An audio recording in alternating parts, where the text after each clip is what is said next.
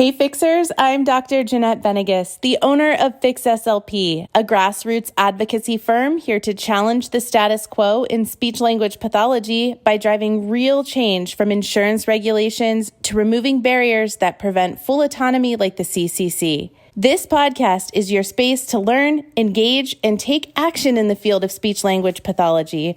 We don't wait for change, we make it, so let's fix SLP.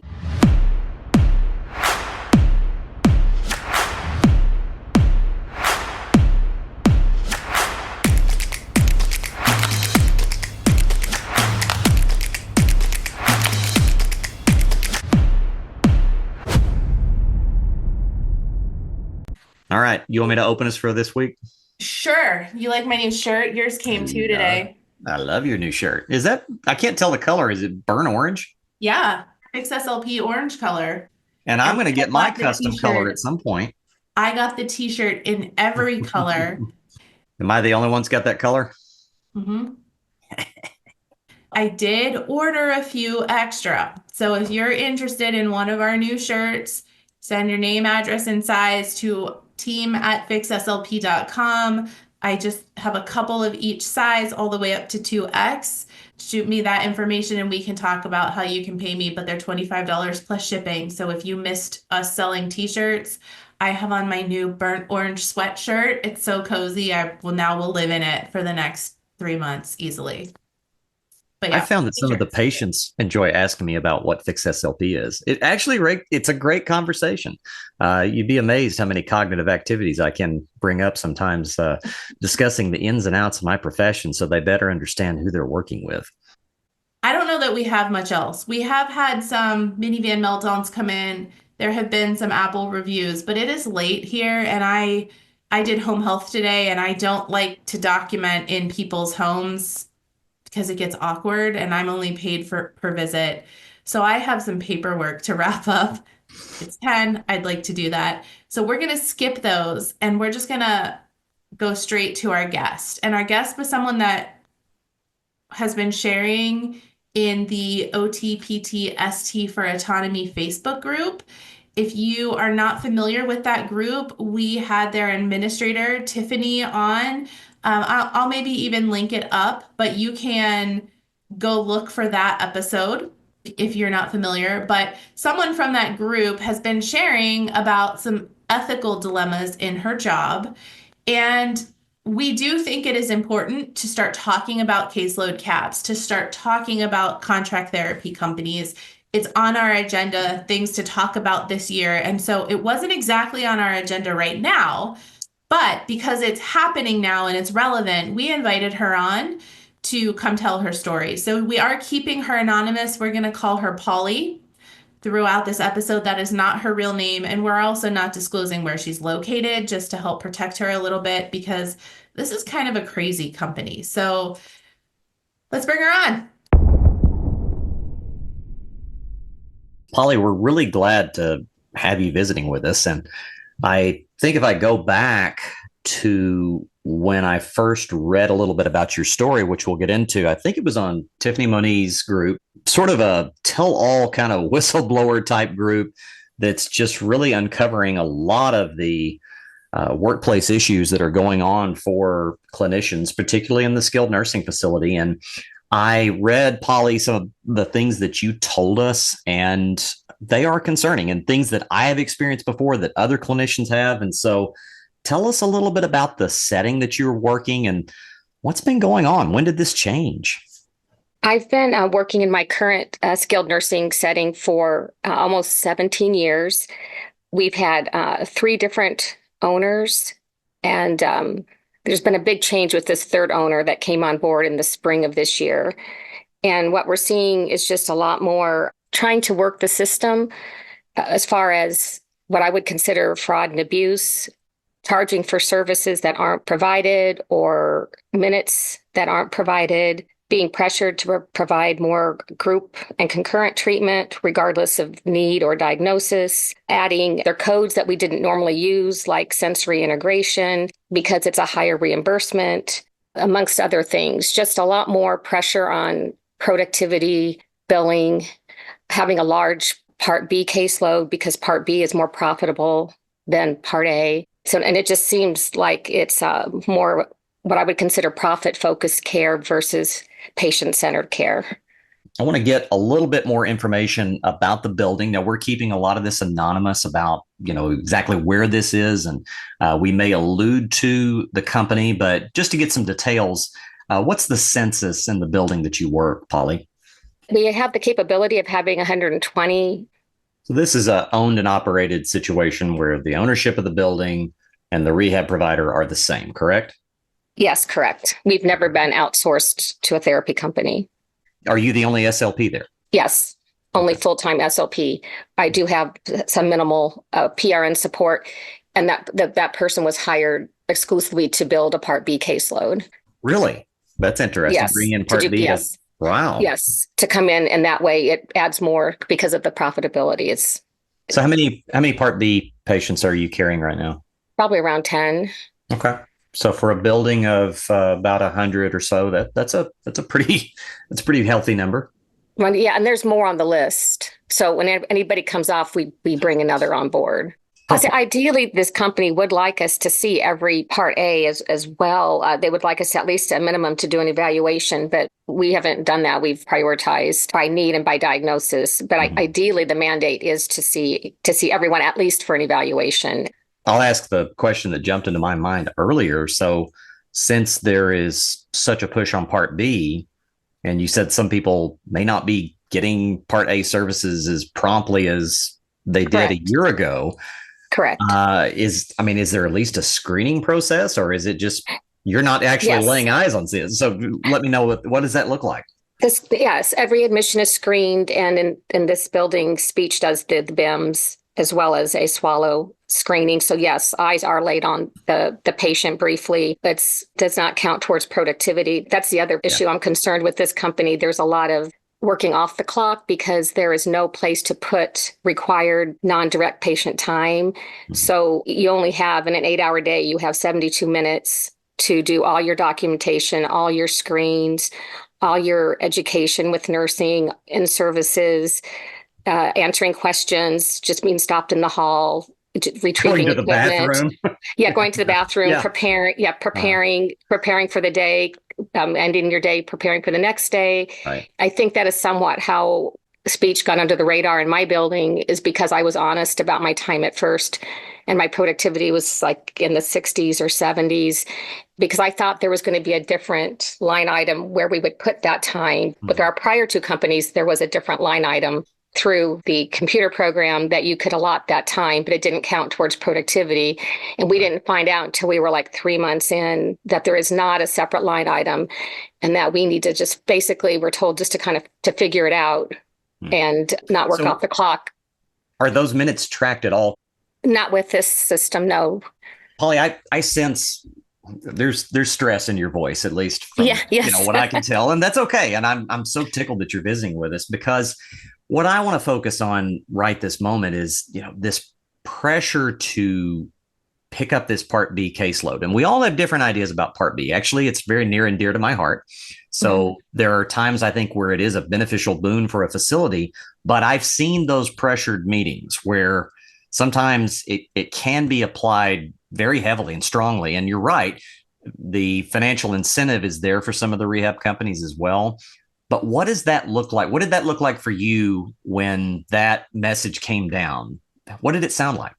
Who spoke to you? And you don't have to give a name, but you can tell me. Oh, sure. In the department. Sure. And what was the message? Was it written? Was it verbal? Was it a big meeting? It was a meeting. It was with our DOR, and the mandate came from the regional quality rehab person. It was in verbal. I don't recall having it specifically in writing, to be honest. It's been verbally through meetings. The productivity, because what's the percentage you're aiming for? It's 85%, and for assistants, it's 90%. These days, that's fair. That's better than a lot. Somebody asked me to go screen the whole building. I'll say, I would be happy to do that, but it might be difficult to be 85% productive. Did anybody bring that forward? Yes. And like I said, I put my time in and I was reprimanded. And I believe I do have messages and teams with that reprimand. And like I said, and then from that point forward, I mean, all of us, once we found that out, because it was announced at a meeting, there is nowhere to put the time with our prior company. That's when everybody started kind of modifying. I can honestly say all disciplines do it on a daily basis. Like if someone needs a wheelchair cushion at end of day or needs a wheelchair switched out, they're always like, let me go clock out and I'll come take care of that. Yeah. Do people do all their education over their lunch hour? And we've all become puppets, and it's kind of like jumping. We say how high, and that's why I'm trying to be proactive. This 2025, I want this to be the year of advocacy and the year of change, because this can't go on, and it's not right, and everyone's walking on eggshells. I'm glad we're having this conversation because I can tell you a lot of these things have been happening. And I am glad for you in the past that, it sounds like there were different circumstances, but sadly, a lot of these things are becoming the norm. And it needs to be talked about because it's often said, I've brought this up before in previous pods. People say, yeah, well, you hear a lot of rough things are going on in the rehab world, but I think we kind of need to peel back the onion and find those layers. Talk to me about your Part A caseload right now as far as minutes go, what you're seeing that is a sign versus what you think is appropriate for minutes on your Part A patients. Sure. All Part A patients are 30 minutes, regardless of payer source. The only exception for that is Med A if they have multiple diagnoses and multiple needs, Okay. such as their aphasia and dysphagia and dysarthric. If I make a play for it, I can get 40 minutes on occasion. There's no longer time allotted like for vital stim or that. So if I do vital stim or another modality that takes longer, I've been doing that on my own time, or I direct them to do that as an outpatient and we don't start it. We're also not allowed to do instrumental evaluations if they're Part A because it comes out of the daily reimbursement. We can do instrumentals on Part Bs because it's billed separately and it doesn't come out of the facility funding. I'm going to ask one more question before I turn Sure. this over to Jeanette, because Jeanette is over there chomping at the bit about the instrument swallow portion. But real Yes. fast before we get there, when you had your first few patients where you're just looking at that schedule and it's 30 minutes, 30 minutes, and 30 minutes for each of these, and somebody, PT, OT, ST, had to say, whoa, Mr. or Mrs. DOR, I actually am doing this modality with this person. I need them for 45 minutes or 60. When you approach that, what was said? With the managed care, we're not reimbursed and that they're not paying for a Cadillac. They're paying for, a lower end vehicle. So to explain it that way, that's Okay. what we're given that analogy Yeah. that their insurance does not allow us to provide them that level of care. This gets into all kinds of ethical pull Yes. and plays here. And Holly, Yes. and I'm empathetic, but some other therapists are probably looking at this saying, why is it this way? And so we're going to talk about that. We're going to get into it. Yeah, I have so many things. Just the ethics of all of this is blowing my mind because unless I've been miseducated and misinformed, they told you they're not paying for the Cadillac. Hmm. But insurance is insurance is insurance. And when they accept a patient, they are agreeing to provide the care that that patient needs, regardless of the reimbursement rate, right? You would think. Like there's nothing Yes. in the contract that says we permit you to give a lower standard of care or a lower quality of care because our reimbursement rate is lower. When they sign that contract and agree upon the rate, they are agreeing to provide the therapy. I mean, I guess they're getting away with it because no one's reporting them. Well, and there is a nuance because I think there's like levels 1, 2, and 3 with managed care or something to that effect. And they usually agree to pay us the lowest level, which is, I think, something like 60 minutes a day. So if speech is even involved, it's already a loss. Yeah, we're really not encouraged to pick up managed care. I mean, we do, of course, but it's considered not reimbursed. Yeah, it's a quandary. And when they do have all the disciplines or it's an acute CVA with multiple needs, you would think we would be able to have the higher and we have tried to get the next level of care, but it still is not always approved. So I must say, yeah, in a sense, the managed care, there is more than one level of payment or level of care, but I don't know what that means from a service provision standpoint. Getting beyond some of the reimbursement issues here. So I'm going to put myself in that position and I'm going to tell you how I might have responded. And that's not to me to say, hey, this is what you should Sure. do. It's just a part of this discussion.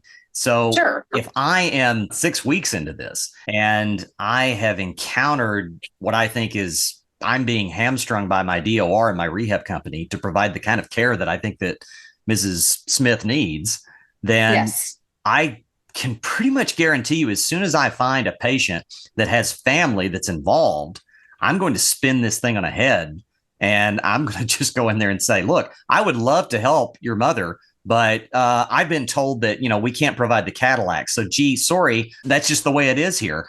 And I guess I'm going to try to turn that on a head to say, here, family, here this isn't right. And you're the customer. Has anybody done that? No, I don't think so because everybody's concerned for their own job. I just feel like it's a culture of intimidation and people are concerned about their jobs. Yeah. So no. And if Yeah. we were to say that, I think the feeling would be you would be reprimanded and with this company let go because it's not unusual to come in and find out that somebody was let go that day or the day before in other departments. So there isn't a sense of loyalty or that we're going to be heard.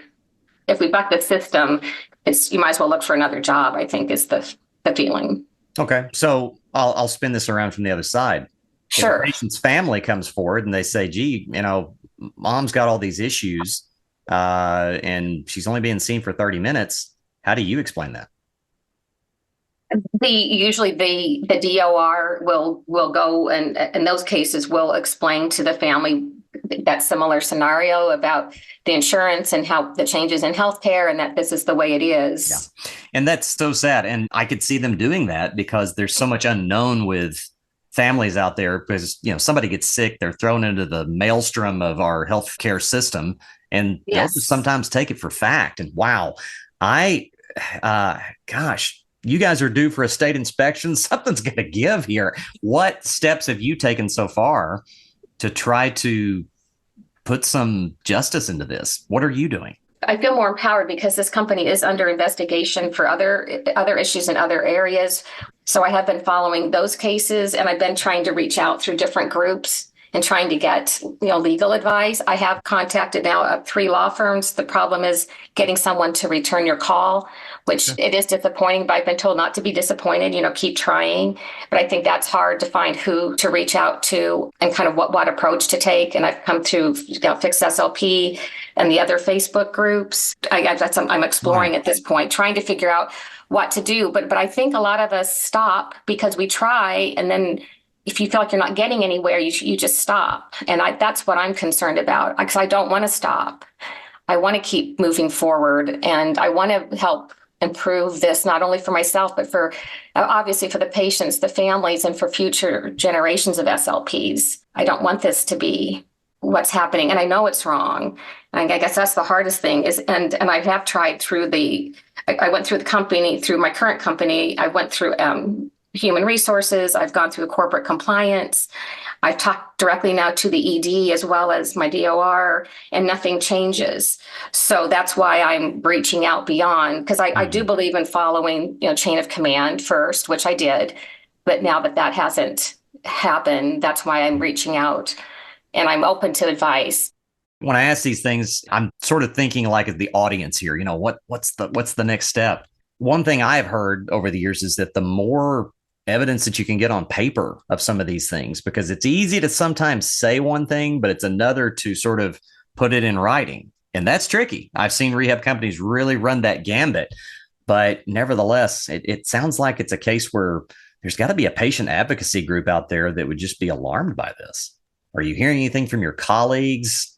Who else is trying to pull on this rope with you? There are several PRNs that we've talked with each other, but not formally. We have not. I'm the one that's actually spearheading, but I have been told I can use their names and contacts for direct examples. I've not opened up to the other full-time staff because I don't know their perspective and I don't want to stir the pot within the building. I want to go back to this instrumental thing because, as you may know, I own a swallowing assessment company. So I am familiar with the need for assessments, but I also have a course on MedBridge that talks about honoring patient choice and some other things. But in that course, we had a very long discussion with one of the top malpractice and neglect attorneys in Ohio. And we talked a lot about where the responsibility lies and who is liable for what when it comes to dysphagia and issues of potential aspiration or even death.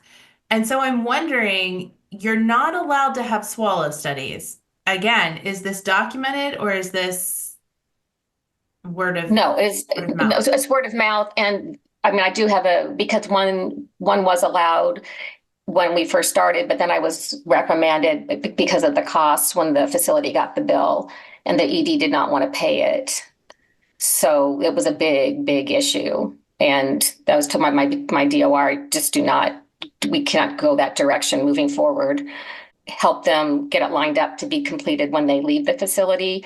But no, I know it's wrong. It's very But uncomfortable. it's not only wrong, but it's potentially putting liability on your shoulders.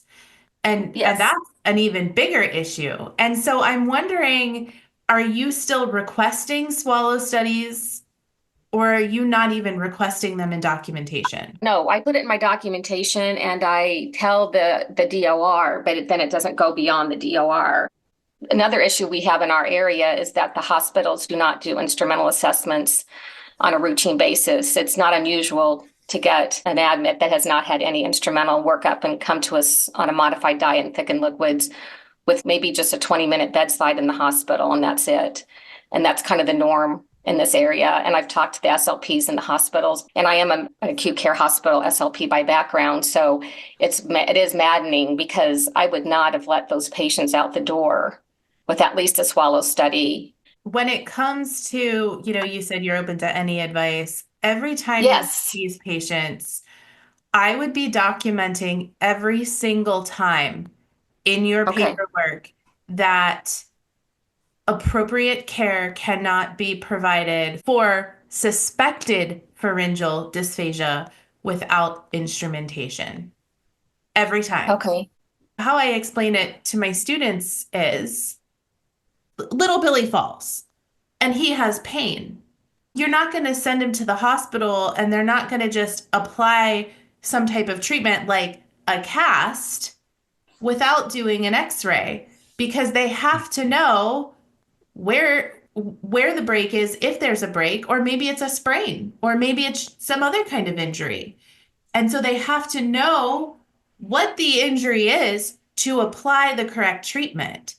And so you're doing the best you can. You're being denied this very essential and required test to know what the pathophysiology is so you know what kind of exercise or treatment plan to apply. And without it, you could be treating the elbow when he needs the toe treated. And so I would be documenting that every time because you don't know. You don't know what's happening in there. Strategies, you should never be doing a strategy that redirects the flow of the bolus without visualization that it's not harming your patient. So, even if you're like, oh, you're coughing, let's do a chin tuck or let's do a head turn, and you don't know that the patient is safe to protect yourself every time, say it in your documentation Okay. because there is no therapy in the dysphagia world that is a one size fits all, throw the kitchen sink at them and see what fits. You wouldn't want your doctor putting on a cast unless he knows where the break is. Same thing. And so, again, this isn't your fault because they're not giving it to you, but we know that we're in a building that Hmm. has lawsuits going on for other reasons that isn't looking out for the best interest of their residents or their employees. And my suspicion is they won't hesitate to throw you under the bus if something Absolutely. happens. Yeah. And so just make sure one, I would make sure you have private liability insurance. And two, document every time when it comes to these things because you are treating blindly. And if something were to happen, if you were to be deposed, if there was a lawsuit, an expert witness is going to look at the chart and they're going to look for the standard of care. So you always have to document that request. But I could see a lawyer trying to spin it on you and saying, well, if they said no, how did you know what treatment to apply? How did you know what to do? Why were you giving this treatment when it wasn't what the patient needed? And so, some kind of statement every single time that, you're giving therapy to help improve suspected pharyngeal dysphagia without instrumentation to diagnose the pathophysiology, treatment may or may not be helpful. I would just be making a statement every time about not getting that instrumentation every time. So an every daily note, Every just every daily time. note. Yep, I Okay. would. It's not going to Okay. hurt you. It's only going to protect you. I'm concerned in this building. I would be looking out for myself in this situation. And then my other question is, are you in a particularly rural area where there aren't a lot of jobs? No, I'm in Why an don't urban you all area. just why don't you all just quit? Why don't you all go find jobs that are going to treat you right? Because there's a lot of things that are happening that I have a lot of concerns about, and you're clearly being abused and taken advantage of. Why don't you all just go find new jobs? Word will get out. In my case, it's loyalty to my building and my patients. I'm not one that changes jobs, and they just came on in the spring. So I'm trying to, I guess, fix it from within because I've just never faced anything like this. Yeah. And I feel for the people I'm leaving behind if I were to go. But there are other opportunities, absolutely.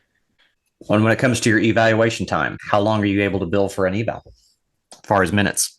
They want us to stay 30 as far as that because it's Really? non-billable. I mean, I've gone up to 45, but then you can also do a treatment note that day and you can go up to 60. Okay.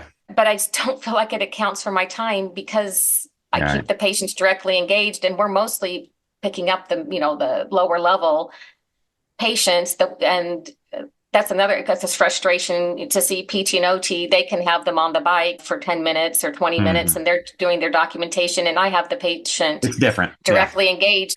That is not one of my strengths, documenting with the patient present. That's something I need to be better at because I would Mhm. much rather keep the patient involved and then document on my own time, but I know I'm not supposed to do that either. And these young therapists, they just do it. They don't It's know any just, different. they don't know exactly. Right. So it's hard to get them on board. They've never been under a different productivity expectation, but they're doing the same thing as far as the clocking out and doing required things on their own time though, but they're just following suit because they see their colleagues and their mentors doing it. So I know we've created this ourselves. I think that's what's most frustrating. It's been a gradual, and we've allowed it to happen. So that's why we have to do something. I do feel we have as a profession and all the professions, but speech especially, I think we've been dictated to, and we've just made our numbers work. We're good at math. I'm going to push on that working off the Hmm. clock thing. It's not Yes. appropriate. 85% productivity is really high. It is. And you really shouldn't have to do point of care documentation, which is doing your documentation with your patient if it's not appropriate. Way earlier, you said, if someone needs a protocol that's longer, that you end up doing that on your own time. You are opening yourself up to so many issues there because if you're giving them some kind of hour modality, are you then documenting on that whole modality or are you only documenting on the 30 minutes that you gave them? Documenting on the whole modality, but only billing what I'm allowed to bill. What if Okay. something happens in minute 57 and you've only said that you were with that patient for 30 minutes? You're placing the liability on yourself there. Even though you're doing it in the name of good, you're committing fraud, sort of. That's a harsh word. But I think you'd be if you're documenting 30 minutes and you're still with that patient providing therapy off the clock, your liability insurance is not going to cover you probably if something goes wrong. And neither is your building. Once again, they're putting the liability on you. And They've given you a ethical noose, and it could be yeah, argued that you might be putting your head in it. yeah. You have to stop treating at 30 minutes. All of you do. No one should be treating off the clock, especially. But then, like you said, by doing the paperwork after, you're creating this culture where it is okay. Like, this is just what we do now.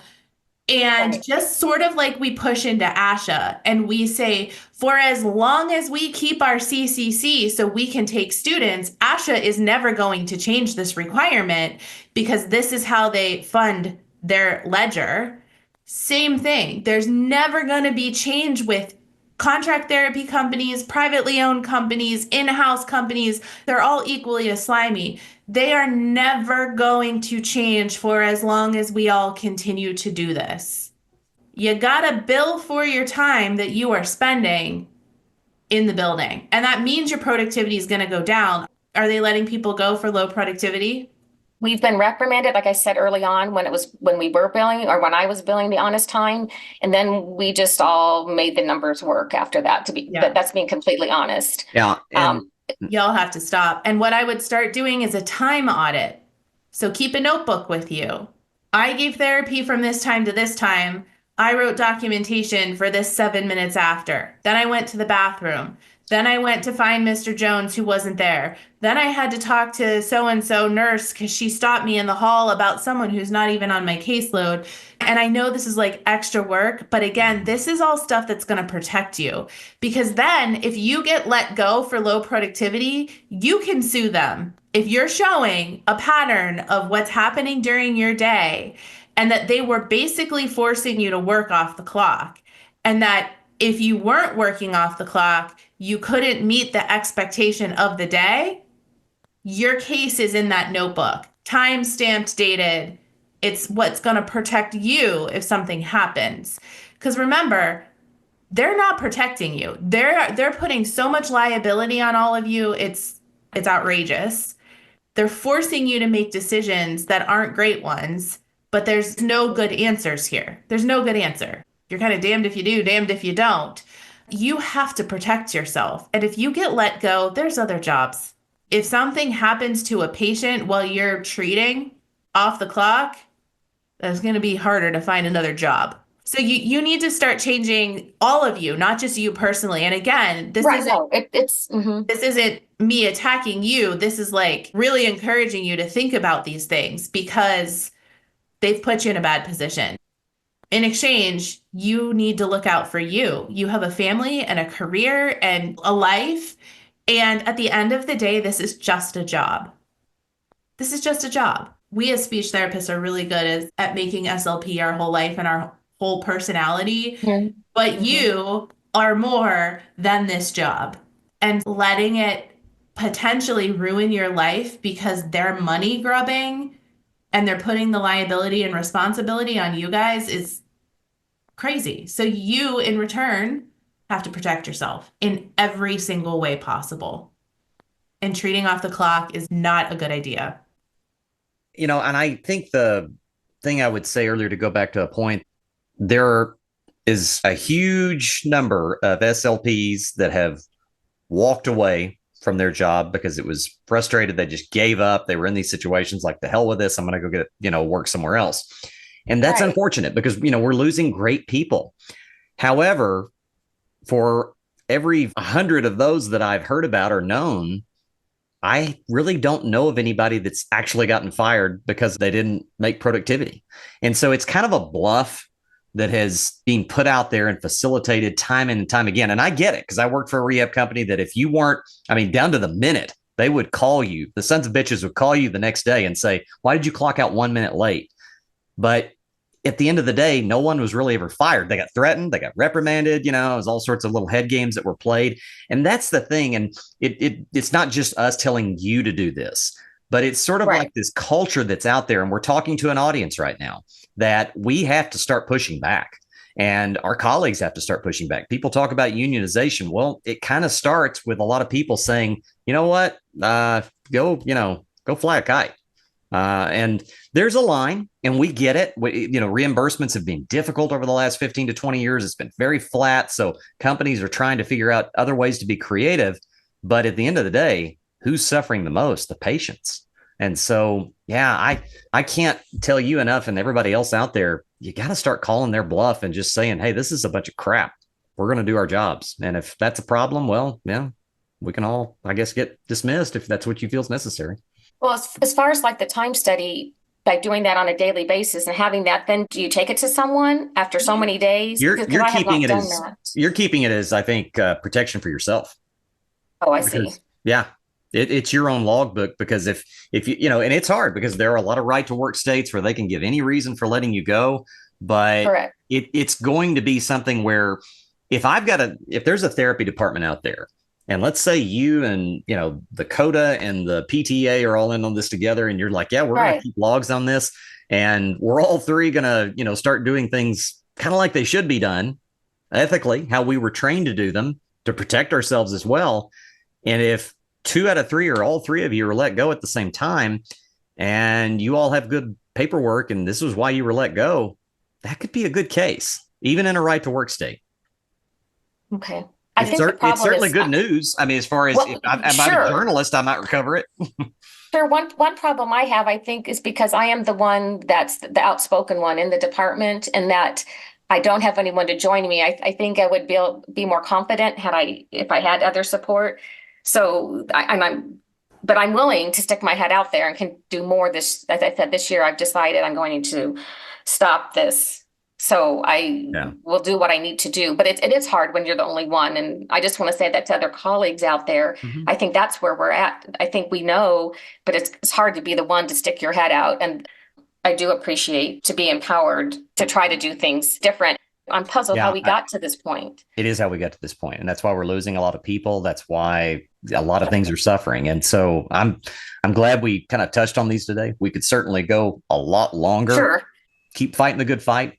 My heart goes out to you and your patients because it doesn't feel sustainable. No, I agree. Yeah. Yeah. I still have so many things to say. So thank you for being brave enough to come on and kind of start this conversation, share these stories. I don't think we have super good answers, super good advice, other than just protecting yourself, with the time log, with your documentation of what you do and don't have for what you need to do. And one more thing I might suggest before we go, because I think this can be applicable to many people listening, is that if you do start some sort of relationship with the family or the care partners from home, they can always file complaints with their ombudsman. So, in these swallowing cases, family is upset because patient comes on thick and liquid. You can just quietly tell them, my hands are kind of tied right now.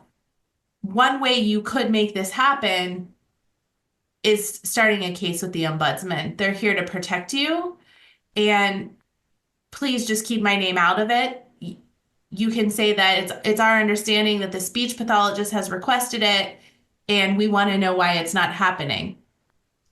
That's one way you could go as well, is pulling in the ombudsman through the family if possible. So anyway, Yeah.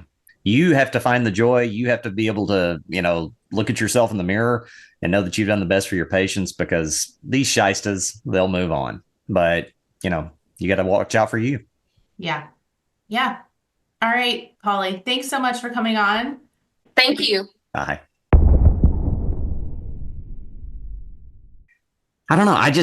No one else talks about these things in public. So, there's going to be a lot of people like her out there that are just drowning, and they need to know. That's the thing that's fun about Tiffany. She's like, yeah, no one ever gets fired over productivity. And she's kind of No. right.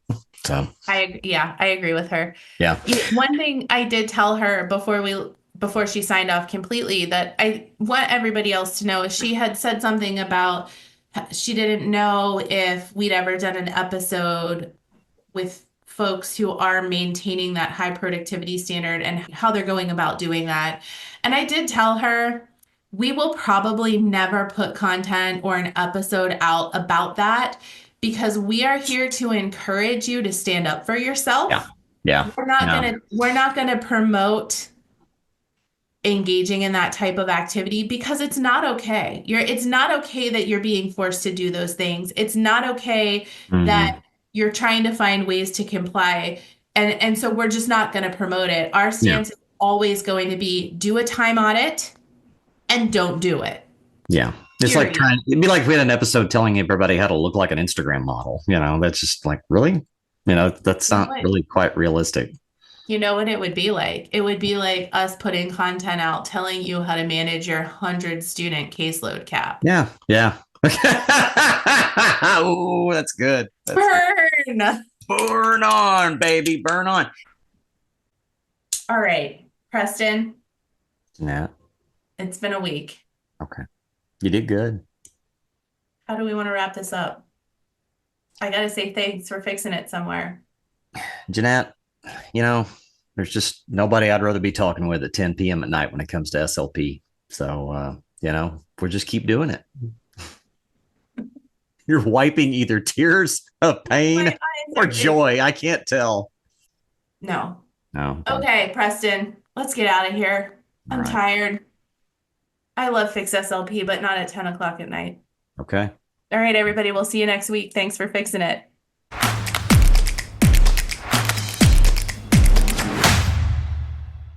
You want to tell the listeners what that stands for, or are we keeping that as We are secret? not recording right now. We are. Yes, we are. This is our outro. This is our after she's You do that and I'm gone. You will never, I will ghost you. I will ghost you.